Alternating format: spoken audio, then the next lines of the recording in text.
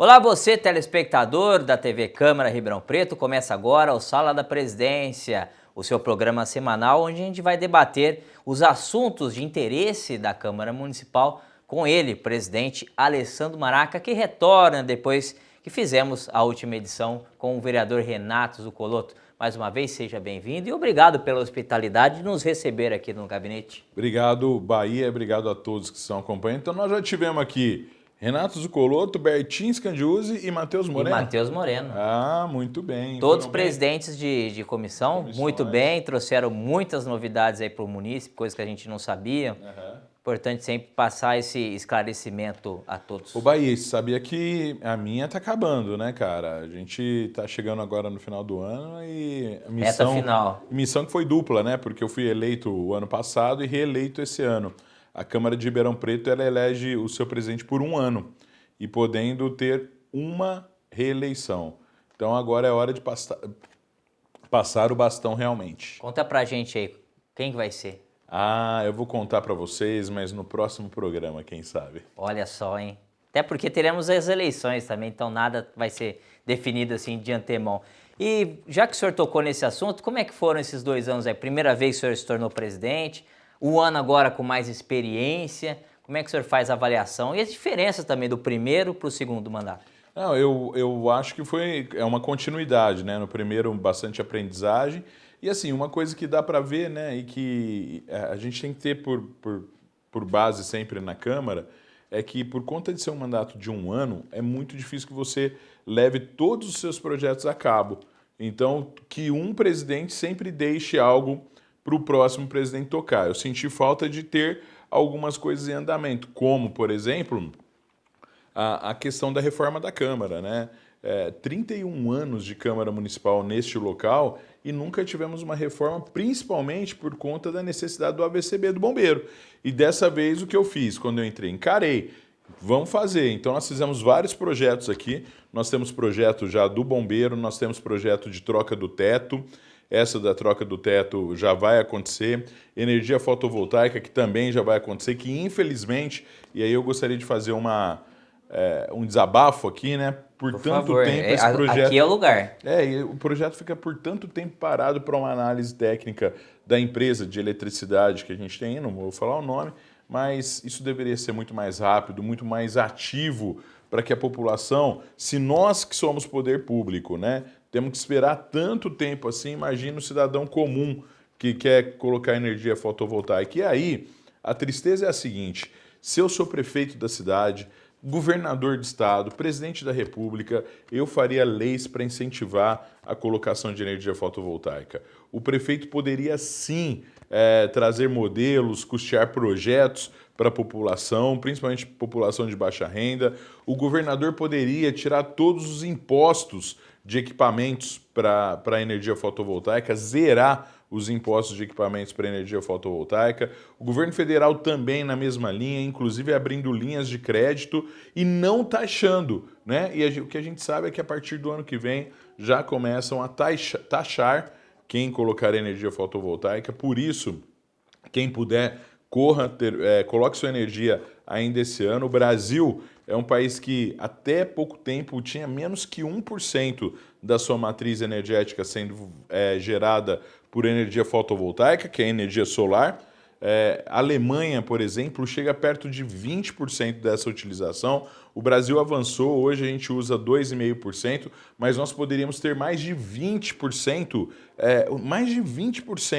da nossa energia gerada no país poderia ser através de placas fotovoltaicas. E, infelizmente, não. O Brasil anda na contramão do que o mundo quer. E aí a gente se depara, né, no ano passado, esse ano, nós tivemos crises hidrelétricas. Então, essas crises hídricas, elas param as nossas usinas. A maior parte da energia gerada no Brasil é através de hidrelétrica ainda. E aí faz com que o país tenha que ligar as suas termoelétricas. Essas são horríveis, né? Combustível fóssil para gerar energia é muito mais caro e quem paga somos nós. Então imagina se a gente estimulasse a produção de energia fotovoltaica, você que hoje é um consumidor passa a vender energia também É lógico, utilizando o sistema de distribuição da empresa que já está aí, mas nós teríamos muito mais energia disponível no mercado. Vale lembrar que a região de Ribeirão Preto também oferece aquela energia gerada pela queima do resto da combustão Da biomassa da da cana. biomassa da cana-de-açúcar. Até por isso, né, antigamente usava-se muito na nossa região colocar fogo no canavial para ficar mais fácil de cortar. Hoje, com a mecanização, isso já não acontece. Só que além de não acontecer por conta da mecanização, não acontece porque as empresas ganham dinheiro com essa queima depois, queimando a biomassa e produzindo energia elétrica.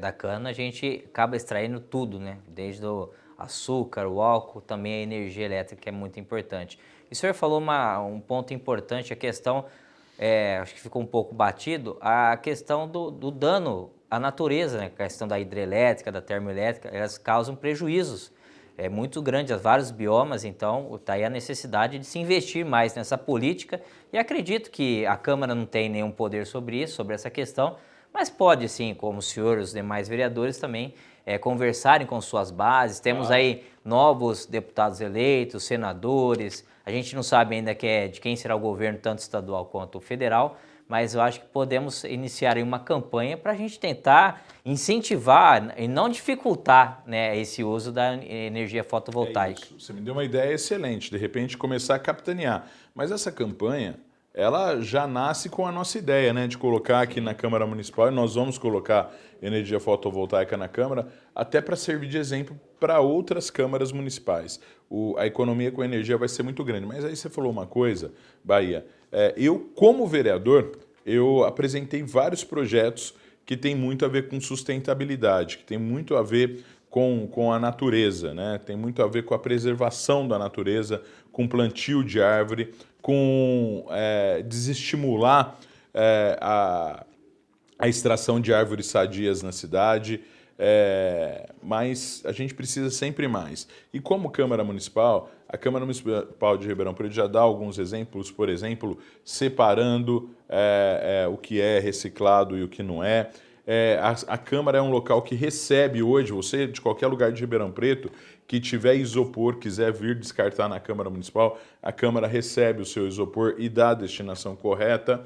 A Câmara Municipal está lançando esse projeto da energia fotovoltaica e, além disso, nós lançamos um projeto de redução de uso de papel na Câmara. A meta até o final da implantação é reduzir em 80%. Hoje, os requerimentos e indicações, que é o que mais gera a utilização de papel na Câmara, já não são mais feitos com a impressão desses requerimentos e indicações.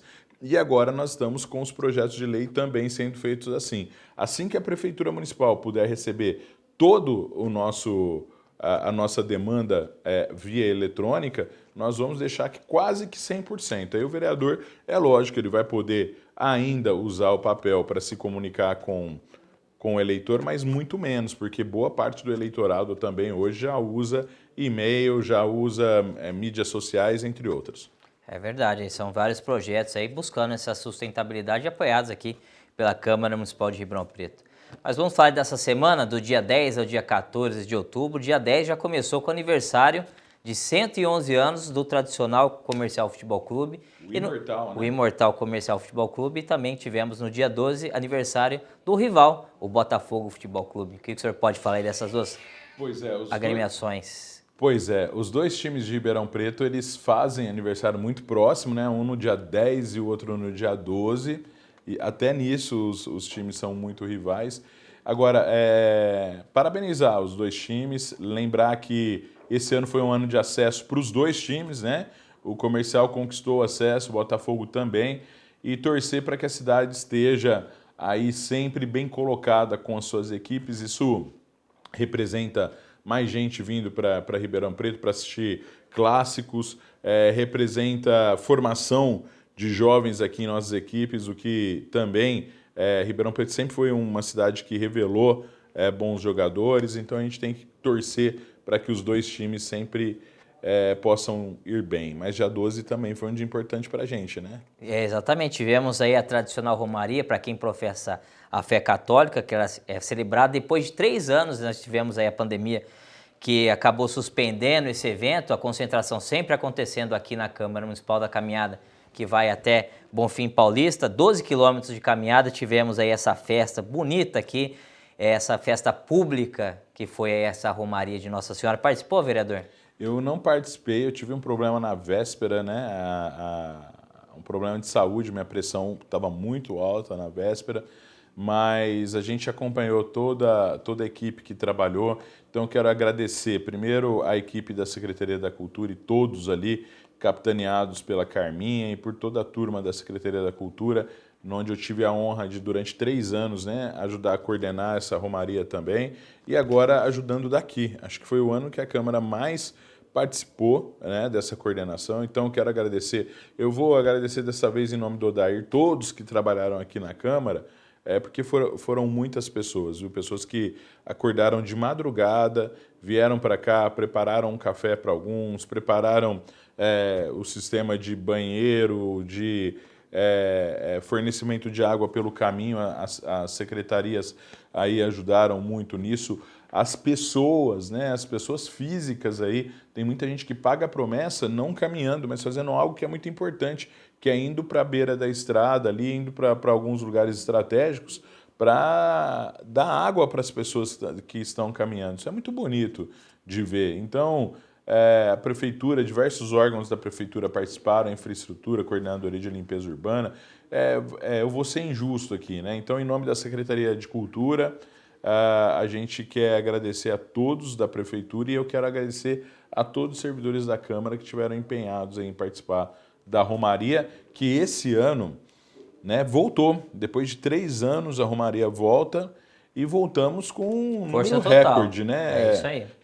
Na última, a expectativa era de chegar perto do que foi a última, mas nós tivemos, segundo aí os organizadores, uma presença de público maior do que foi a última Romaria. A expectativa eram 50 mil pessoas, né?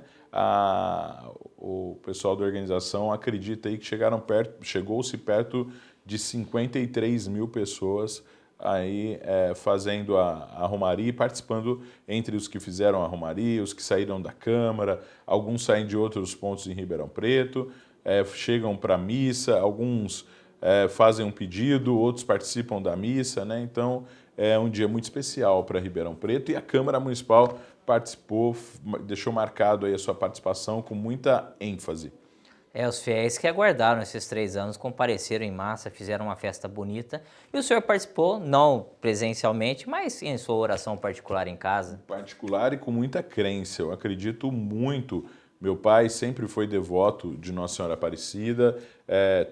Sempre que eu faço uma oração, eu peço para que ela me cubra e cubra todas as pessoas que eu conheço com o seu manto, para que a gente possa ter essa proteção. Ela é muito forte, né? Nós estamos falando da Mãe de Jesus, a pessoa mais próxima de Jesus, que veio, que foi o Redentor de todos nós. Então, eu acredito muito na nossa Mãezinha Maria, na Nossa Senhora Aparecida. É isso aí, eu também faço as mesmas palavras do presidente, sou devoto e tenho muita fé em Nossa Senhora Aparecida. Mas vamos dar sequência aí, vamos falar também que além da Romaria tivemos sessões ordinárias na terça e na quinta-feira e um projeto importante foi aprovado, um projeto que reconhece a Avenida do Café como corredor gastronômico e cultural, o projeto de autoria do vereador Zerbinato, importante projeto que vai fortalecer o comércio e também o esporte nessa região da Avenida do Café, né, vereador? Pois é, Bahia, eu gosto muito da Vila Tibério, eu sou um cara apaixonado pela Vila Tibério, um dos bairros mais tradicionais de Ribeirão Preto e um bairro que cuida dessa tradição. E a Avenida do Café é um centro comercial muito importante para toda a Vila Tibério e para a zona oeste da cidade. Eu acompanhei de perto, por exemplo, tem o Zidane, um amigo meu que mora lá, e ele me ligava todas as vezes que ele via algo errado na obra, a gente tentava cobrar, nós fizemos uma cobrança, boa parte da tubulação que foi feita e trocada lá foi por conta de cobranças nossas naquela época da obra, a tubulação ia ser bem menor, eu ainda acho que nós poderíamos ter aproveitado mais, ter colocado mais obra ali embaixo da terra para melhorar para todos os moradores. A obra aconteceu, hoje a avenida ela está renovada e ela, sem dúvida nenhuma, é um centro gastronômico, né? Quem passa ali à noite tem comida árabe, tem comida japonesa, tem o hambúrguer, tem o churrasco, tem todo tipo de comida e convivência, tem sorvete, tem açaí, tem tudo. Pizza. Tem pizza, aliás, a famosa pizzaria lá aqui em Ribeirão. Aliás, não Sempre só a lotada. pizzaria, a churrascaria famosa, tem as costelas famosas ali na Avenida do Café também. Tem uma família, que é a família Muraca, muito tradicional lá, eles têm alguns bares, né? Tem bar de churrasco também, tem japonês, tem lanche. Cara, choperia, a Avenida do Café é muito gostoso. E tem até fast food, né? Tem até essas lanchonetes mais rápidas. E tem cafeteria, já que é a Avenida do Café? Tem padaria ali, né? Não é padaria. uma padaria, mas tem lugar que você consegue. Aí, mas cafeteria. Aí fica a dica para quem quiser investir. E tem o Bigodini lá, né, cara? Sabia que o Bigodini, que ficou famoso aqui em Ribeirão Preto, ele tem a barbearia ali? Tem, lá na Avenida do Café? Eu não sabia, não. É isso, né? Confere, né? Confere. Vamos lá um dia? Vou perguntar para a Francine, que ela é produtora, ela frequenta muito aquela região ali. Tem? Tem o Bigodini lá. Vamos lá um dia que... o dinossauro também. O dinossauro O fica lá. dinossauro, aquele que ficava na Independência? Ou é outro? É outro. Avenida do Café também tem os seus dinossauros. Tem. Aí a gente vai lá porque você tá precisando bem aí dar um tapa nessa barba. Não Eu tá também. bom, não. A gente vai lá e dá um tapa lá no... Um abraço, né, pro Bigodini, se você estiver assistindo o programa, Isso né? aí. Dando sequência aí também tivemos na mesa da Câmara que convocou o secretário da administração, o senhor Ricardo Fernandes, para esclarecer sobre a recorrente falta de pagamentos dos motoristas do transporte público municipal. Pois é. Esse é mais um projeto de convocação, né? É bom deixar claro, primeiro, que a Câmara Municipal ela tem como função fiscalizar o Executivo. E uma das ferramentas que o vereador tem para fiscalizar é a convocação. E vai sempre convocar. Existem pessoas que não entendem que a convocação entra na casa e que aí o autor dessa convocação ou qualquer outro vereador pode pedir urgência do projeto para que essa convocação aconteça mais rápido ou não. Quem está convocando é que sabe quando ela tem que trazer a pessoa. Então tem projeto de convocação aqui que entrou e que a matéria o objeto dessa convocação talvez tenha passado e o vereador não cobrou urgência. Então a pessoa não foi chamada ainda. Agora, quando o vereador pede urgência, a Câmara tem feito essa convocação. E dessa vez a convocação é do Ricardo, que é Ricardo Abreu, o secretário de administração, né? O secretário anterior, o secretário André, já tinha vindo aqui falar sobre o contrato que existe com a Pró-Urbana e agora a convocação é para falar sobre o atraso. Quando essa convocação entrou, a gente estava naquela semana que os funcionários não tinham recebido, né? Estava com atraso no pagamento. Já receberam, mas mesmo assim eu acho importante que se venha aqui esclarecer por que tem acontecido esses atrasos com pagamentos, né? Até para evitar um problema futuro. Um problema futuro. Até porque a gente tem algumas obrigações que a empresa tem que cumprir e que ela precisa nos explicar se vai ser cumprido, se não vai ser cumprido, como, por exemplo, a troca da frota. É um desses problemas. E também tivemos audiência pública na sexta-feira, dia 14, com o objetivo de discutir sobre o projeto de lei que altera e revoga artigos da lei para permitir, lei de Cidade Limpa, para permitir anúncios sobre versículos bíblicos luminosos. Ô Bahia, você está aqui na Câmara Municipal desde que ano? Você entrou aqui que ano? Entrei no dia 1º de abril, não é mentira, do ano de 2016. 2016. Em 2012... tramitou uma lei aqui na Câmara Municipal, que é justamente a Lei de Cidade Limpa, né? E ela tramitou de uma maneira que eu não era vereador ainda, mas eu considero a lei boa, mas ela tramitou de uma maneira muito autoritária, vamos dizer assim. Por quê? Porque do dia para a noite, as pessoas os comerciantes que tinham investido em fachadas, que tinham acabado de trocar o visual da sua empresa, eles tiveram que recolher tudo e mudar, né? Muitos comerciantes sofreram naquela época, hoje estão adequados, hoje eu acho que a gente tem uma limpeza em algumas avenidas que eram muito poluídas, né? Mas a nossa lei, a Lei Cidade Limpa de Ribeirão Preto, ela foi uma cópia exata da lei implantada em São Paulo pelo Kassab, pelo então prefeito Kassab. E o que acontece? São Paulo ele já reviu alguns pontos dessa lei algumas vezes. Um desses pontos que São Paulo já reviu é a possibilidade de utilização do LED, ou seja, alguns painéis que hoje são painéis, aquele painel antigo, ele vai poder ser o painel de LED. Andando em São Paulo você já vê, já tem uma vista muito mais moderna do que essa que a gente tem em Ribeirão Preto.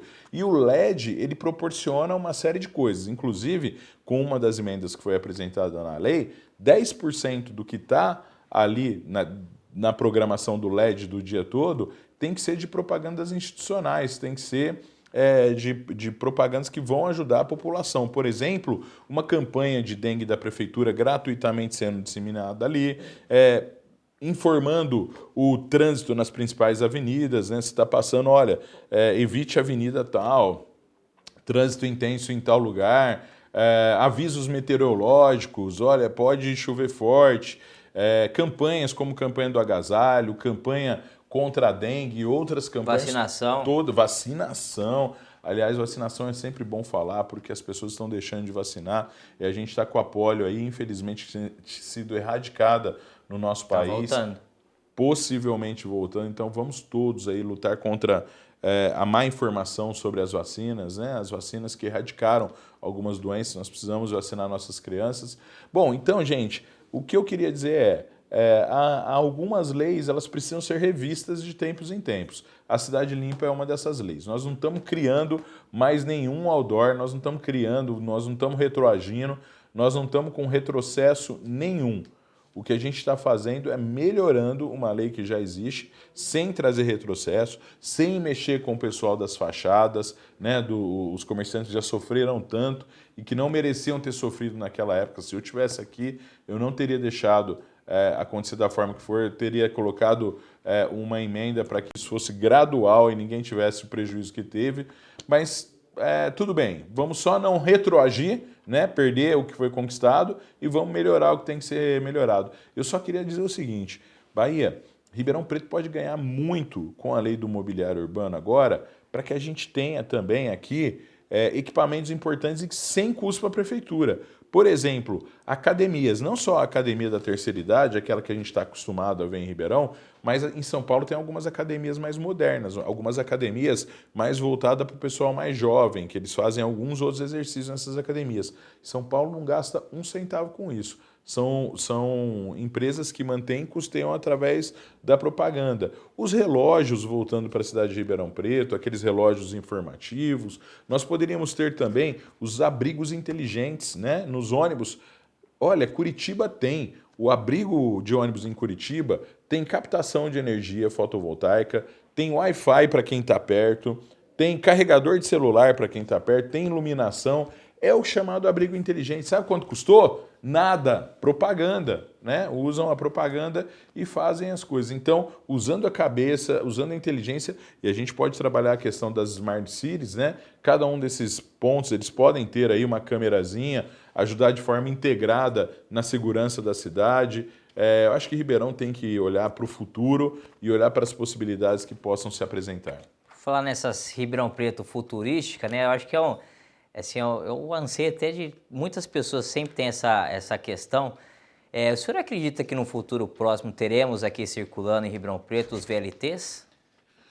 Olha, eu acredito que... É uma opinião, eu acredito que a gente ainda seja um pouco longe disso daí. Eu acredito que, apesar de ainda também, concordo com você, achar que possa estar longe, é inevitável que Ribeirão Preto repense aí as suas alternativas, os seus modais de transporte.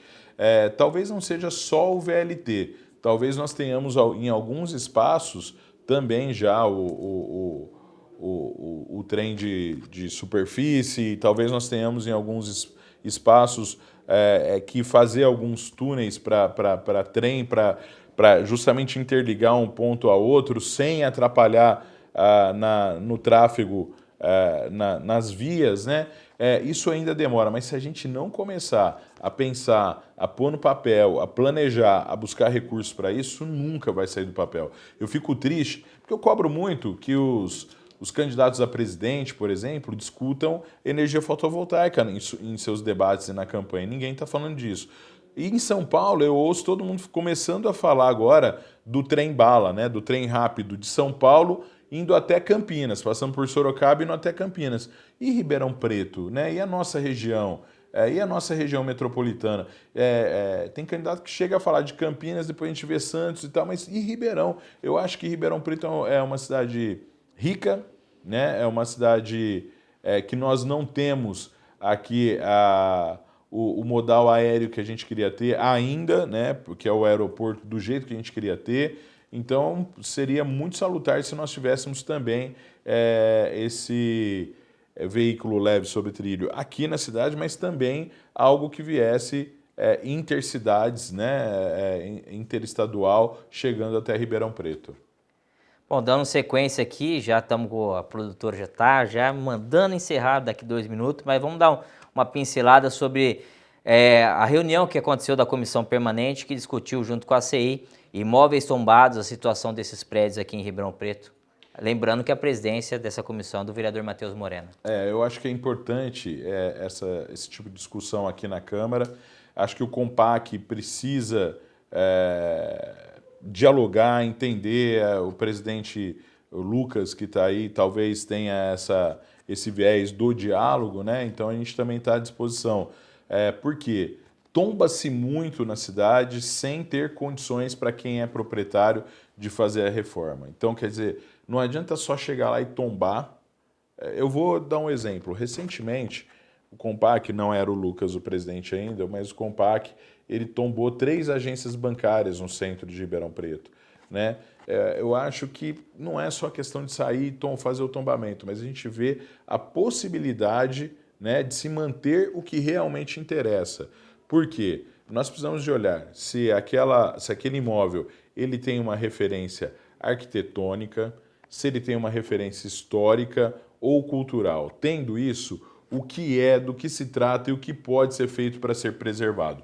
Vou dar um exemplo salutar, um exemplo bom, prático, de iniciativa privada. O Palacete 1922, um restaurante maravilhoso e um local que eu faço questão de falar sempre que posso. Privado, uma família que sem recursos públicos foi lá e recuperou aquele palacete que é maravilhoso, né? Fica ali na Álvares Cabral e assim, virou um restaurante que tem sido frequentado por muita gente e quem vai se apaixona. Aí eu vou pegar um outro exemplo, só que esse que não funcionou, o Hotel Brasil. O Hotel Brasil está fechado ainda, até hoje, né? A família que é detentora do Hotel Brasil, eu sei que trabalha no ramo farmacêutico também. Já pensou se nós tivéssemos ali o Museu da Farmácia junto com um restaurante, junto com um grande café, um ponto turístico que viraria isso, não só para Ribeirão Preto, mas para toda a nossa região. Mas será que a Prefeitura já chegou a fazer alguma proposta para eles? Será que já foi feita alguma proposta pelo próprio Compac, pelo Poder Público? É isso que a gente tem que dialogar muitas vezes com as pessoas. E aí eu vou trazer alguns outros exemplos e iniciativas. O Pedro II é uma iniciativa de algo que funciona, que foi restaurado depois do incêndio. Aliás, a gente tem aqui na foto da sala da presidência. Está aqui do lado, tem uma inclusive. foto aqui do lado do Newton Barbosa, né, de quando pegou fogo. Hoje restaurado, bem cuidado, mas a gente tem o Palace, por exemplo, que foi restaurado também, mas não tem a mesma manutenção que o Pedro II, né? Nós precisávamos ter um pouquinho mais de manutenção ali no Centro Cultural Palace. Temos a Casa Caramuru, que é a casa mais antiga ainda em pé em Ribeirão Preto. Quando eu fui secretário de Cultura, desenvolvemos um projeto ali que amarrou aquela casa, cobriu a casa, está protegendo a casa, mas até quando, né? A gente precisa fazer alguma coisa, a gente precisa de buscar alguma forma de que as coisas aconteçam. E esse diálogo é importante. Sempre importante. Só para a gente encerrar o programa, tivemos aí a pauta de requerimentos, 2 requerimentos, um do vereador Alessandro Maraca, não sei se o senhor conhece, que cobra o cumprimento da lei municipal que criou o programa Primeiro Emprego, e outro requerimento do vereador Paulo Modas, que requer à Prefeitura informações sobre a situação dos parques que não anda muito boa, não. Olha, Bahia, quando a gente fala em primeiro emprego, eu falo com propriedade. Eu fui coordenador do Ribeirão Jovem quando a gente colocou 6 mil jovens no mercado de trabalho. Inclusive o Natan. Você conhece o Natan? Conheço. Ah, então tá bom. Natan é um dos bons exemplos que a gente tem lá de jovens que passaram pelo Ribeirão Jovem. Mais de 6 mil jovens passaram por ali, entraram no mercado de trabalho e hoje a gente vê que o Ribeirão Jovem praticamente acabou. Nós não temos uma política de primeiro emprego, nós temos uma política de aprendiz muito bem feita, com gente séria lá na Fundete, mas que infelizmente o número de vagas não consegue atender a demanda que Ribeirão Preto teria. Nós teríamos que ter muito mais vagas na Fundete para que aquelas pessoas que estão lá trabalhando com muito carinho, né, e mandar um grande abraço para a Ana Lídia lá também, pudessem chegar em mais pessoas. Mas olha, e o programa de primeiro emprego, que é uma lei instituída em Ribeirão Preto, o que tem sido feito para gerar emprego e renda para esse jovem que sai do mercado, sai para entrar no mercado de trabalho, né? Sai dos bancos escolares para entrar no mercado de trabalho. Muito pouco é feito para esse jovem, muito pouco é feito para essas pessoas.